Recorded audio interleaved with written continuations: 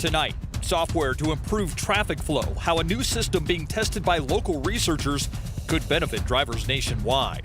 Another mishap at the Bexar County Jail, seeing 2 inmates mistakenly transferred. Plus, following another death, a look at the skyrocketing number of illnesses linked to vaping here in the U.S. But first, thanks for joining us for KSAT 12's News at 9. 22 people were killed in a mass shooting last month. In a statement today, Walmart spokeswoman Delia Garcia said that date can't be guaranteed, though. She says there's still a lot of work to be done on repairs. Store workers who were temporarily reassigned to other stores will be returning to Cielo Vista Mall in early October to prepare that store to reopen. She also said Walmart is finalizing a design plan for a permanent memorial at the store to honor those who died. The suspect in that shooting remains in jail without bond, awaiting trial on a capital murder charge. Prosecutors say they will likely seek the death penalty. Researchers developing a software that transportation agencies can use to detect and report traffic condition changes and information on weather conditions. In this tech essay, Tiffany Huertas goes to Southwest Research Institute and finds out how the software can help communities across the country. Tropical Storm Imelda served as an opportunity for Southwest Research Institute. A team used Houston traffic data during the storm to train their new software to recognize different weather patterns. While that tropical depression was occurring, we had a live map of Houston pulled up, and basically what we were doing is looking at all the locations where we were detecting weather anomalies, so in this case, storms. Research analyst Dan Rossiter is part of the team that created Active Vision. He says math equations take what the camera sees to turn it into information on weather conditions and information on traffic congestion. It looks at things like, I've got a dark sky up above, I've got this glinting, shimmering look on the ground that looks like maybe there's rain on the ground. It takes all of those individual bits that on their own maybe won't tell you the whole picture. It pieces them together. Rossiter says the idea began about 3 years ago when he went to New Mexico. One of the big problems New Mexico has is dust storms. So there are these big clouds that come up, they impede visibility, and they make it real hard for drivers to be safe. There was a collision that was about 30 vehicles involved in it, and it was along the I-10 corridor in that state, and there were many fatalities involved. And so as part of, it kind of spawned from that event, we decided we wanted to look into what options there were to kind of think out of the box when it comes to detecting these incidents. Rossiter says Active Vision weather sensing capabilities is already available, but Phase 2 isn't ready yet. It will include vehicle counts, vehicle classification, and wrong-way driver detection. Our goal is to provide a vision solution that will work for these agencies, whether it be a small municipality that may be more focused on intersections, whether it be a large Department of Transportation that's looking at highways. What each city does with the data collected is up to them. Southwest Research Institute says it can be used to notify drivers of potential traffic alert on digital signs over the highways or be sent to the cars as an alert. I've had close connections with transportation agencies in different states over my time here, and I know with all of them they have these kinds of challenges, and being able to craft a solution that's going to help them solve those is really exciting. Very interesting technology. Tiffany Huertas joins me now. All right, Tiffany, why not use rain sensor cameras or similar technology? Why come up with a brand new thing?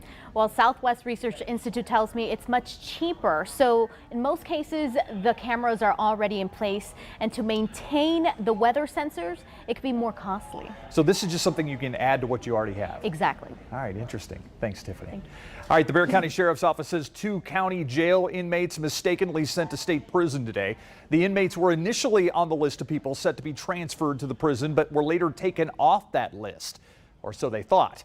A spokesperson for the Sheriff's Office says jailers today used an older transport list, which is why the 2 were transferred. The Sheriff's Office has made arrangements to pick up the inmates and take them back to the county jail. They will still be transferred to a Texas Department of Criminal Justice facility at a later date, though. The mistakes come after 2 inmates were mistakenly released earlier this month and rearrested. Because of those issues, the Sheriff's Office placed 3 sergeants on a 10-day administrative leave while administrators work on fixing the recurring problem. A landscaper electrocuted while trimming trees on the northwest side. A truck drives straight through a Houston area home, Plus, a huge fire erupts at a chemical plant in France. Here's tonight's 9 at 9. A 29-year-old construction worker killed on Loop 1604 early Thursday morning by a hit-and-run driver. San Antonio police said the victim was loading a sign into the back of her truck when the driver veered off the road and hit a trailer connected to that truck, pinning her in between.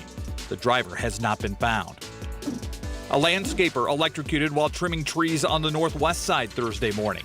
Police say 38-year-old Mike Zuniga hit by a cut power line while standing in a raised bucket on Chestwood Drive. Another worker was mildly shocked. Both were taken to the hospital. Police in Dallas say a man has confessed to attacking a transgender woman last week. Police say 29-year-old Domingo Ramirez Cavente admitted following the woman to a bus stop and shooting her multiple times. Dallas police have been investigating the incident as a hate crime. Ramirez Cavente was arrested Tuesday and has been charged with aggravated assault. The victim's condition is unknown. In Houston, two sides of a house destroyed when a speeding truck crashed into one wall, went through the home out the other side. The truck finally stopped after smashing straight into a tree in the front yard. No one was home at the time, the driver not seriously injured. Police arrested him for trying to flee the scene on foot. It's not known what caused the crash. Officials with the National Transportation Safety Board say the pilots of two 737 MAX jets that crashed in the past year were dealing with an overwhelming number of alarms and cockpit issues before those planes went down. The NTSB says that barrage of distractions led to even more confusion in what was already a chaotic and stressful situation. Prior to these accidents, I think it is unlikely that any U.S. airline pilots were confronted with this scenario in simulator training.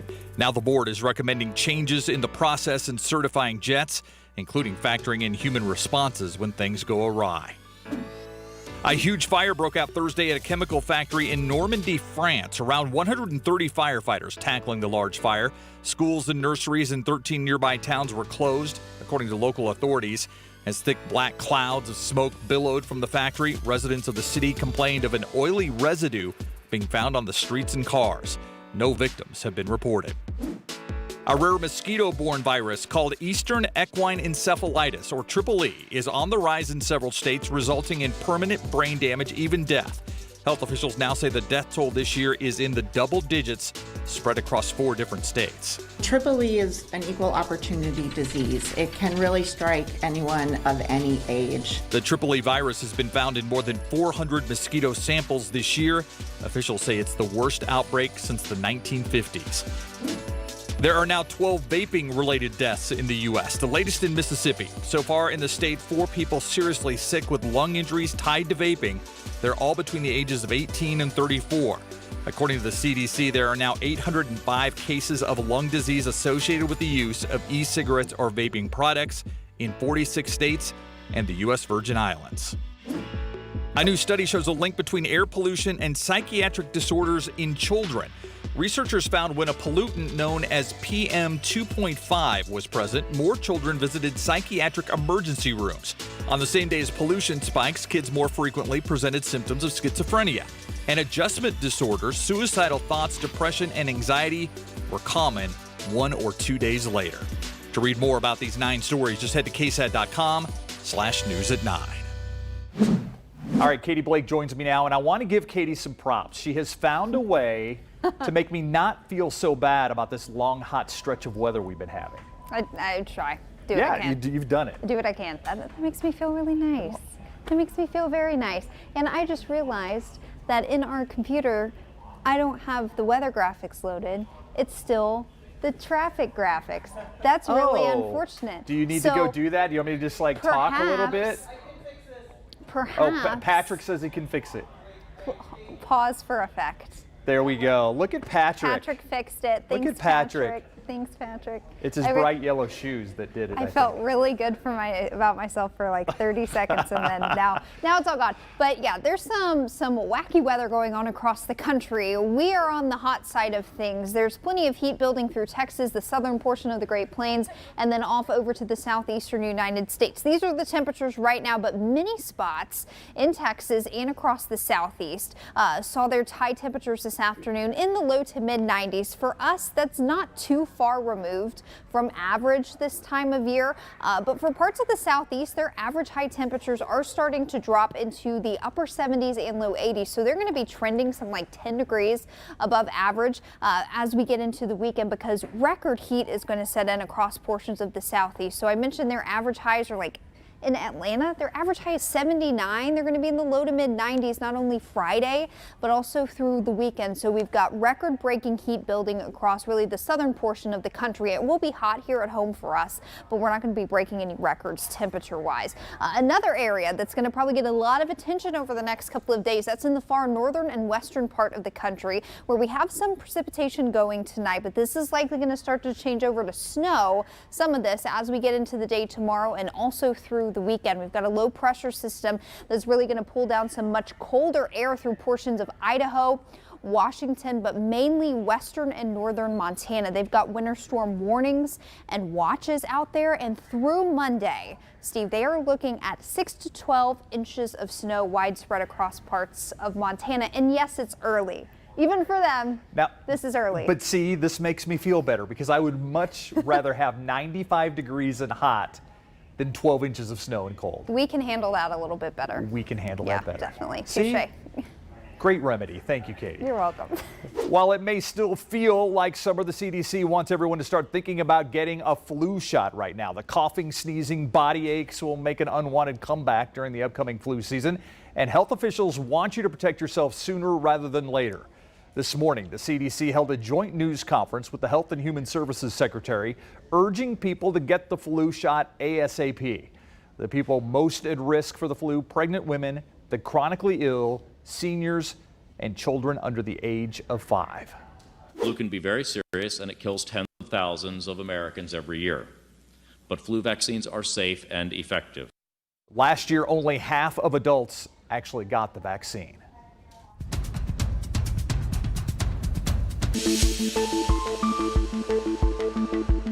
Turning now to the impeachment investigation of President Donald Trump. The acting director of national intelligence testifying before Congress today, facing questions about a whistleblower complaint that raises concerns about a conversation between President Trump and the new leader of Ukraine. At the heart of that complaint, a July phone call where President Trump repeatedly urged Ukraine's president to investigate his potential 2020 presidential rival Joe Biden and his son. In a redacted version of that complaint, the whistleblower says White House officials were deeply disturbed by the call and reported hearing that officials were directed to remove the electronic transcript from the computer systems where they are normally stored. But that complaint was initially blocked by the administration and not passed on to Congress, as is required by law. This is a cover-up. This is a cover-up. My call was perfect. Following the complaint, some are trying to figure out the identity of the whistleblower, the person who made that complaint. Speaking through their attorney, they say doing so could put their personal safety at risk. Let's turn now to some of the biggest stories people are talking about tonight. The Senate today passed a temporary funding bill to avoid another government shutdown. The vote, 82-15. The measure extends current funding until November 21st. It passed the House earlier this month. Next, the bill will head to the White House for President Trump's signature. A fight over funding for the president's border wall triggered a partial government shutdown last year that went on to become the longest shutdown in U.S. government history. In New York, Governor Andrew Cuomo is directing the state's Division of Human Rights to investigate an alleged hate crime on a school bus. Cuomo called the incident in Governor shocking and troubling. It happened when white girls ages 10 and 11 allegedly beat up a 10-year-old black girl while making racially motivated insults. The alleged fight went on for 20 minutes. Police say a 28-year-old woman who was on board as a monitor saw it happening but did not try to stop it. The victim suffered a black eye, bruised knee, and hair loss from pulling. Both girls are now facing harassment charges. One of them is being charged with a hate crime. The bus monitor also facing charges. And here in Texas, a jury found Ronald Lee Haskell guilty in the 2014 murder of 6 members of his estranged wife's family. Authorities in Houston say Haskell entered a home demanding to know where his estranged wife, Melanie Haskell, was. She wasn't there, but he killed Haskell's sister, the sister's husband, and 4 of their kids, who ranged in age from 4 years old to 13. 15-year-old Cassidy Stay survived a bullet wound to the head. 5 years later, she was there to hear the verdict as a woman in her 20s. Haskell was arrested following a 3-hour standoff with authorities. He used an insanity defense, but jurors didn't buy it. Sentencing takes place on Monday.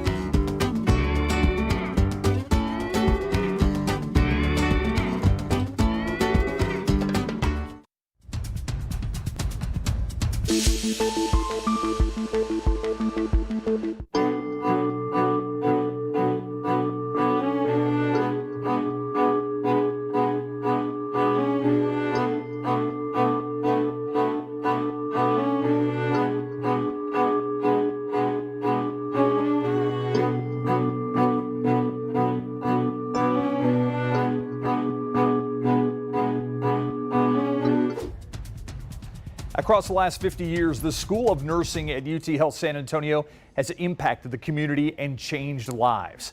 In this week's Throwback Thursday, Tiffany Huertas takes a look back at the school's legacy and explores its present and future.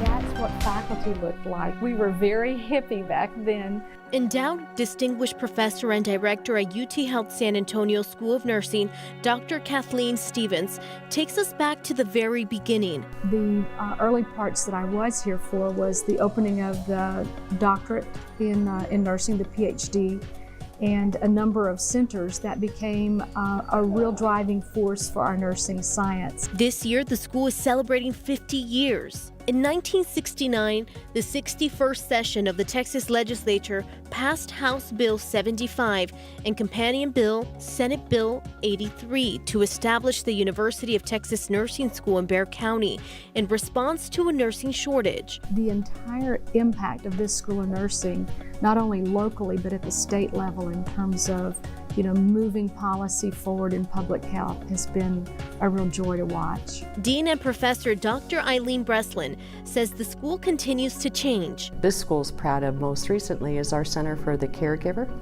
Has very much got involved in advancing San Antonio being recognized as a dementia-friendly city. The school hosts caregiver skills training workshops and virtual dementia tours. We have trained over 440 individuals within our community. We have also had over 1,600 community members go through our training and getting education about how do we best care for our loved ones in a skilled capacity. Dr. Breslin follows a great legacy of leaders and recognizes the importance of the school's work. It's a privilege. It's a privilege to be a nurse. We really touch people's lives at very important times in their transition, and so I think we really have an important role in ensuring that we are the patient advocates. We really focus on ethics. We really are there 24 hours a day, 7 days a week. The dean says 85% of all the students come from the surrounding areas. She says they are the largest producer of baccalaureate nurses and graduate nurses in South Texas. But what do future students think? Nurses have to be adaptable. We have to be innovative, because healthcare is always changing, and the school helps us start that line of thinking and understanding very early on by allowing us to have simulation centers and providing us really great learning opportunities that are just representative of the change in healthcare in terms of technology and evolution of what it is to be a nurse. We've been very focused on achieving excellence, focusing on preparing the best and the brightest, and also the next generation of nurse leaders for the profession and the discipline of nursing. For the 9, Tiffany Huertas. All right, so we need a cold front. Oh, man. Other parts of the country are getting them. I know.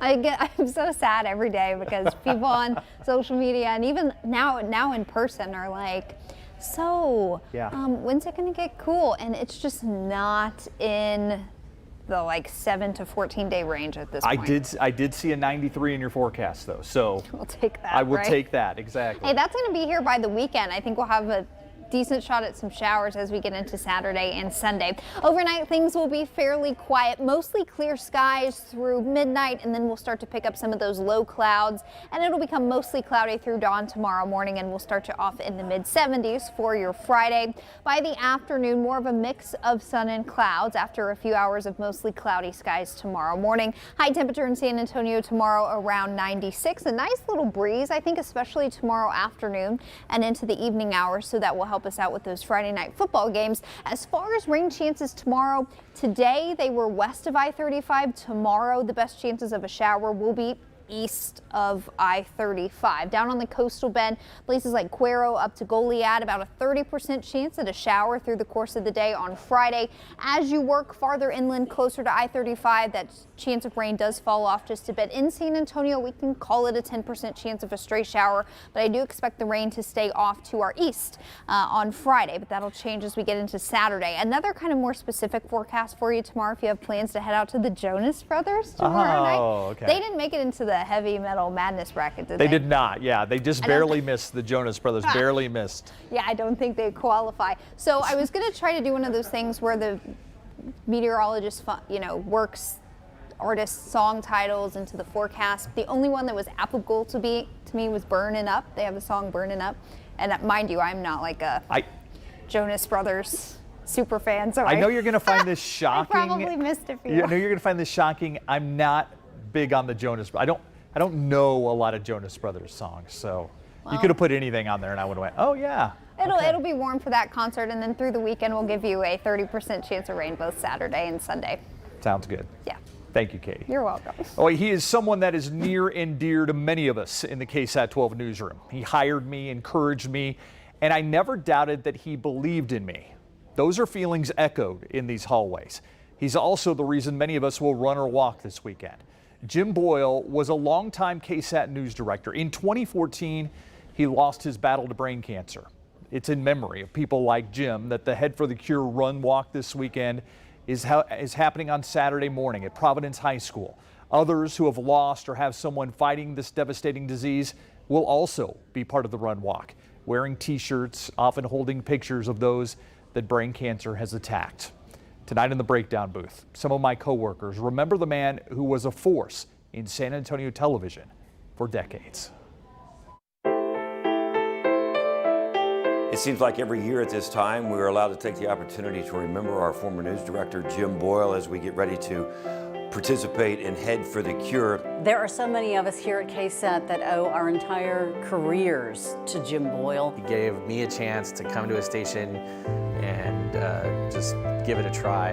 And here I am almost 20 years later, so for that I'm thankful. Jim, I can't believe it's been 6 years since we lost you. I still think about you a lot every day. You taught me so much. You hired me, and I learned so much from you about the news business. Jim was like he's kind of like a second dad to me, I'll be honest. He took a chance on me when I had little to no experience in broadcast and gave me an opportunity to work in this newsroom. We know that Jim's presence is with us every day, not just at this time of year, but his presence in that newsroom is with us every time we walk into that newsroom and get ready to put together a newscast. His leadership skills were unparalleled, but beyond that, his skills in terms of his commitment to the industry, his commitment to the standards, to what we strive for. He was firm, but he was fair. And, when he really just wanted to come out, he would give you a good compliment, pat you on the back for doing a good work. I think probably one of the best things about him is that he worked alongside you. You didn't work for Jim, you worked with Jim. Once he found someone he appreciated, he stuck with them, and I can't say enough about him in that regard. When he got sick, that was rough. We found out what he was suffering from. It literally happened like that. And I know a lot of families go through that. And that's something that we've been through as a family here at KSAT. It absolutely changed a lot of people's worlds. It changed mine. But I learned a lot of great lessons from Jim about news, about San Antonio, about the importance of family, about the power of love. He's incredibly missed, and I just know that his spirit lives on in our newsroom. I participate in Head for the Cure and I make sure that everybody knows about it in my life because it is a horrible disease. It takes so much from everyone involved. The reason why we started this run was because of his daughter, Erin, wanted to do something to honor him. And we'll never forget him, and we are there to find a cure, so join us. That is the story about the KSAT family and someone we lost, but we know we are not the only family that's lost someone to brain cancer. The Head for the Cure 5K is just 2 days away. There's still time to sign up or donate. You can read more about Jim Boyle's story on our website. We've also got a link up so you can sign up for the race. It's all on KSAT.com.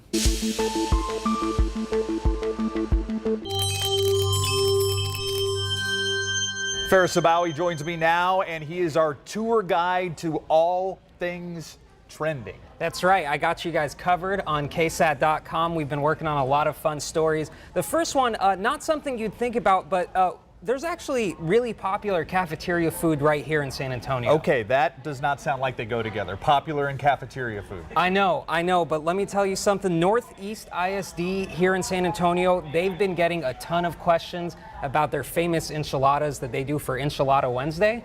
And they actually put out the recipe, and we have it on our website online right now. Any of you guys over here go to any ISD school? Enchilada Wednesday? Is it a thing?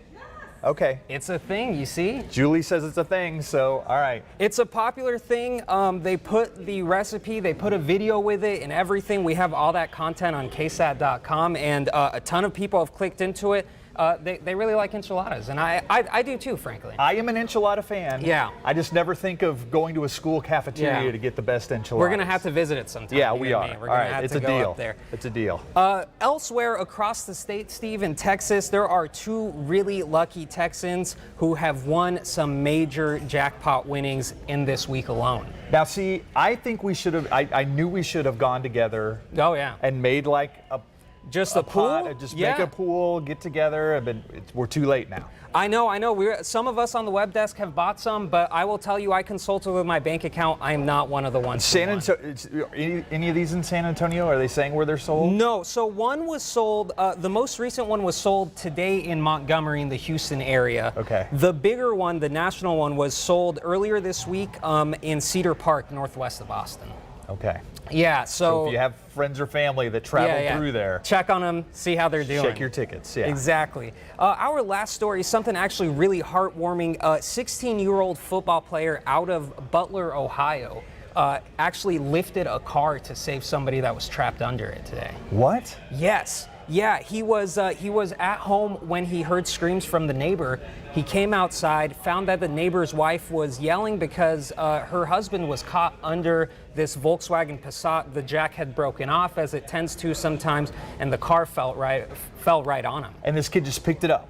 This kid was able to pick it up. A really interesting thing was he actually lost his father earlier this year, and he said that he was thinking about his dad and he wanted to save this man so he could stay with his family. You think about, they always tell stories about people being able to pick things up through adrenaline and stuff like that, and this is a football player. What a great story. It's superhuman strength that only comes in those times, really, and CNN talked to the coach of this kid who said, he wasn't surprised and that he has a huge heart and wasn't surprised that he came through there. Yeah, when it came to go time, this kid didn't fumble. He responded to the call, that's for sure, He Steve. did not fumble. All right, Ferris, thank you. We'll be right back.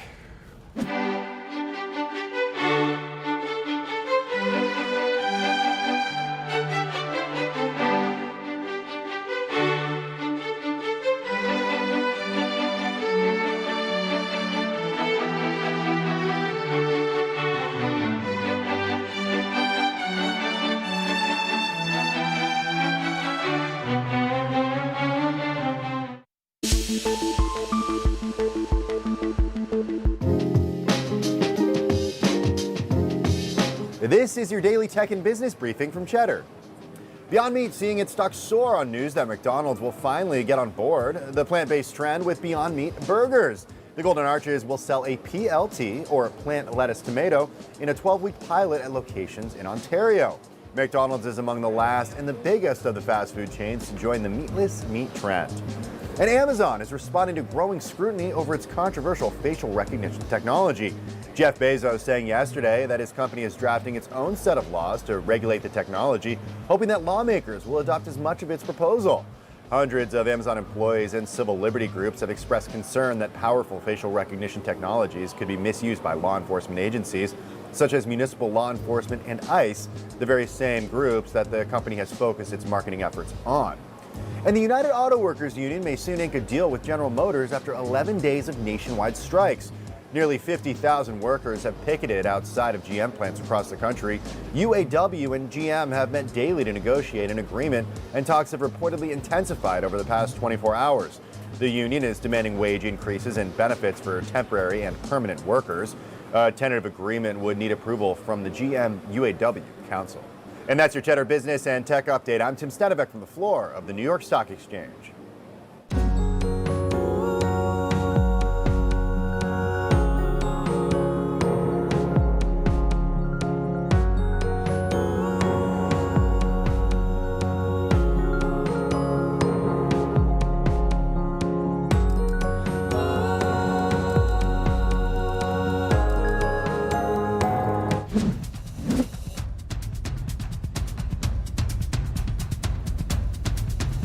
All right, let's just get this out of the way. Yes, I am wearing Chuck Taylors. In case you were wondering, if you've seen them on the wide shot, it's true. But these pale in comparison to Patrick's yellow shoes. Maybe on the wide shot. You got them there, Patrick? Look at those. See the yellow shoes right by the KSAT 12? Those are shoes, people. That's it for the news at 9. We'll see you tomorrow night.